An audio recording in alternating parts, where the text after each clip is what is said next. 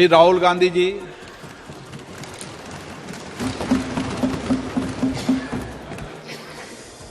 Thank you, Speaker Sir. It's nice to be speaking for the first time in the new House in your presence.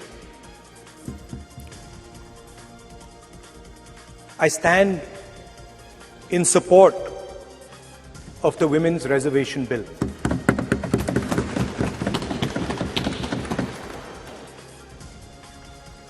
Yesterday, I was listening to the discussion and the issue of the Sengol came up.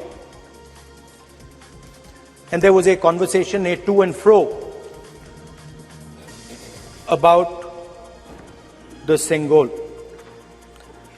And also a little bit about the conversation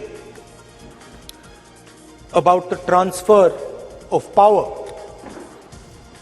from the British to the people of India. Before handing over power to the people of India, the British asked the leadership of the freedom movement, who are we going to transfer power to? And of course, there was a little bit of arrogance in this statement, because they viewed India as a poor country. And the revolutionary answer that our freedom fighters gave was, we are going to transfer power to the people of India. So we became a country that from its inception gave the vote to all our women. And this was a revolutionary thing at the time. We also gave the vote to every single community. And the vote was a mechanism of transfer of power. It was designed to further transfer power to the people of India. And if you look at the journey from independence, it's been that journey. It's been a constant transfer of power, more and more and more power to the people of India, on one side. And on the other side, the counter idea, that take away power from the people of India. This is the fight that is going on. And in fact, in many ways, it is the fight that is taking place today. Huge step forward in the transfer of power to the women of India was Panchayati Raj, where they were given reservation and they were allowed to enter the political system at scale. And this is another step. It's a big step, it is not a small step. And I'm sure everybody in this room, the treasury benches, the opposition, everybody agrees that this is a very important step for the women of our country. They fought for independence. They are as capable as any man, in many ways more capable, and should be given as much space as they possibly can be given. There is one thing, in my view, that makes this bill incomplete. I would like to have seen OBC reservation included in this bill. I think it is very important that a large chunk of India's population, large chunk of India's women should have access to this reservation. And that is missing in this bill. There are also two things that seem strange to me. One is the idea that you require a new census to implement this bill. And the second is that you require a new delimitation to implement this bill. In my view, it is quite simple. This bill can be implemented today by giving 33% of the seats in the Lok Sabha and the Vidhan Sabha to India's women. And so I wonder if this is not designed to push the ball forward. To push the ball forward 7, 8, 9 years and then let this thing play out the way it does. I know my friends tend to like to take the attention of people away from other issues. You know, there is of course the Adani issue, which is they always want to take the attention away. But there is another, I would like to say that. One of the things that, this is quite a nice building, nice peacocks, nice peacock feathers on the ground, nice peacock feathers in the chair. It's a nice, tasteful building. But frankly, I would have liked to see the President of India in this process. The President of India is a woman. She represents the tribal community, and it would have been befitting to have her visible in this transfer from one house to the other.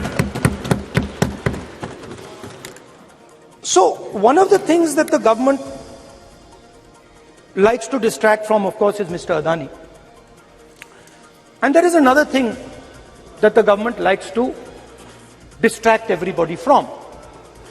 And that thing is called the caste census.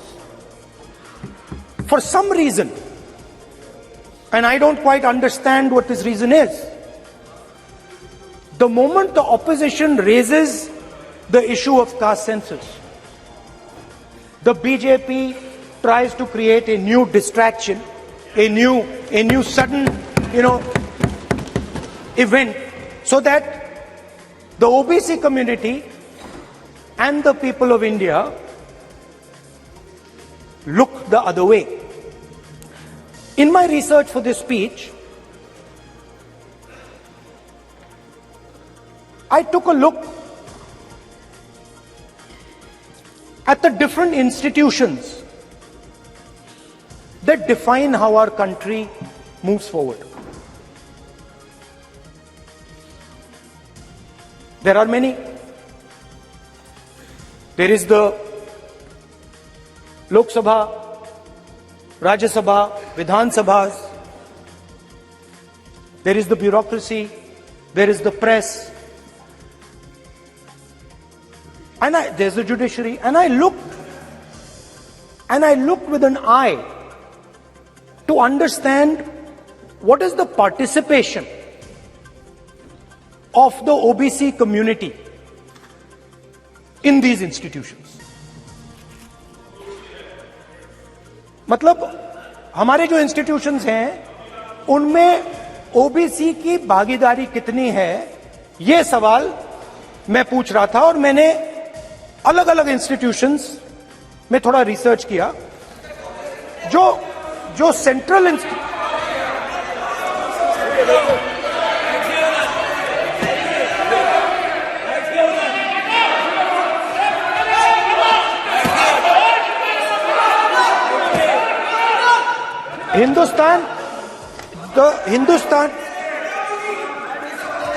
the central, don't worry, don't be scared, we are discussing, डरो मत, हम caste census की बात कर रहे हैं, डरो मत.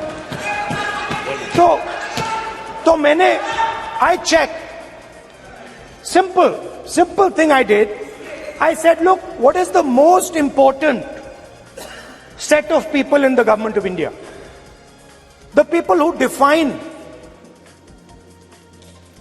how this country is governed. Of course, Lok Sabha and Vidhan Sabha, but beyond that, they are the 90 secretaries of the government of India. 90 people, secretaries, are responsible for managing the core of the government of India. And I ask myself the question, how many of the 90 people come from the OBC community? And I was shocked and shattered by the answer. मैंने ये सवाल पूछा कि ये जो 70 secretary हैं, 90 secretary हैं, ये जो हिंदुस्तान की सरकार को चलाते हैं, जो बजट को चलाते हैं, इनमें से ओबीसी कितने हैं? नरेंद्र मोदी जी प्रधानमंत्री हैं, ओबीसी के लिए काम करते हैं। मैंने ये सवाल पूछा। मैं आपको जवाब देना चाहता हूं, हिंदुस्तान के सेक्रेटरीज 90 में से सिर्फ 3 ओबीसी से हैं।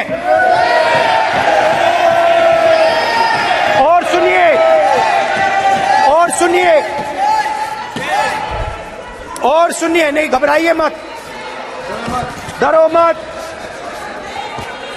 और सुनिए, ये जो सेक्रेटरीज हैं जो ओबीसी कम्युनिटी से हैं, ये हिंदुस्तान के सिर्फ 5% बजट को कंट्रोल करते हैं। मतलब अगर हिंदुस्तान का बजट 44 लाख करोड़ का है, तो ये 2.47 लाख करोड़ मतलब 5% कंट्रोल करते हैं। और सुनिए, मैं कर रहा हूं, मैं वहीं आ रहा हूं।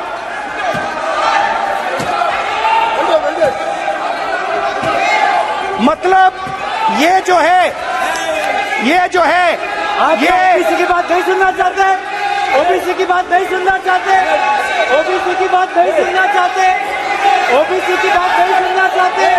आप ओबीसी के खिलाफ हैं, आप ओबीसी के खिलाफ हैं, ओबीसी के खिलाफ हैं, ओबीसी के अधिकार के बारे में नहीं सुनना चाहते, ओबीसी के बारे में नहीं सुनना चाहते, ओबीसी के प्रति न्याय नहीं चाहते, ओबीसी के प्रति न्याय नहीं होना चाहिए। ये see they not showing on TV. ये जो है, हाँ, मैं माननीय सदस्य से आग्रह करूंगा, एक मिनट रुकिए।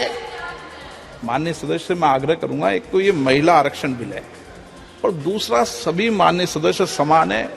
डरो मतो ये शब्द इस पार्लियामेंट में नहीं बोलना चाहिए।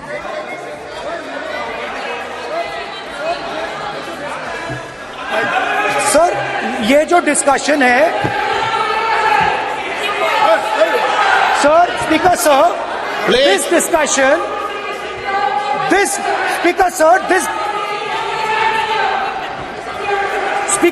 this discussion is about the transfer of power to the people of India. The women being one group of the people of India and the OBC community being another group of the people of India. And I am elaborating that the OBCs, who number a huge percentage, have 3% of the 90 secretaries of this country and control and define 5% of India's budget. This is an insult and a shame to the OBC community. ये OBC community का अपमान है। तो सवाल उठता है कि इस देश में कितने OBC हैं, कितने दलित हैं, कितने आदिवासी हैं, और उस सवाल का जवाब सिर्फ कास्ट सेंसस से मिल सकता है। तो मेरा सरकार को एक सुझाव है, सबसे पहले ये जो महिला का बिल है, इसको आप पास कीजिए, आज पास कीजिए, ये जो आपके लागू कीजिए, और ये जो डिलिमिटेशन है जो आपने बोला है, और ये जो सेंसस है, इसकी कोई जरूरत नहीं है। 33% आप महिलाओं को सीधा दे दीजिए। और दूसरी बात, इसको बदलिए, इसको आप बदलिए। कैमरा नहीं है सर, कैमरा नहीं है, आपको दिखाएंगे सर। पूरा भाषण में आपको ही दिखाऊंगा। ये आप बदलिए।